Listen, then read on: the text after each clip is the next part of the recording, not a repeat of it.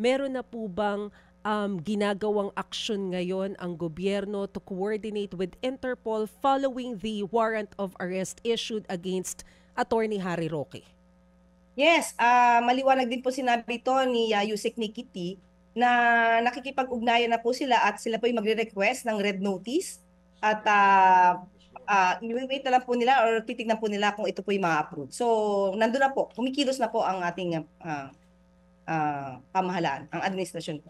Pero paano po natin ipapaliwanag yung kiniklaim ni Attorney Harry Roque na ngayon meron siyang pending asylum petition sa the Netherlands. So hanggat hindi nare-resolve yun, hindi gagana yung pinaplanong pagpapadeport o pagpapabalik sa kanya dito sa Pilipinas.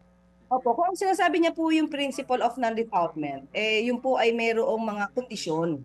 Katulad ng ating sinabi, dapat mapatunayan niya muna na ang papahuli sa kanya ay magdudulot sa kanya ng torture na gagawin ng country kung saan siya dadalhin, cruel and degrading punishment at political persecution. So dapat i-prove niya muna po yun. Kasi kung makikita mo naman po ng DFA ng ating bansa na ito naman ay talagang may kaso at hindi pampolitika ang kasong ito, kundi qualified human trafficking, tingin ko babalansihin naman po ng bansang Netherlands ang mga patungkol dyan.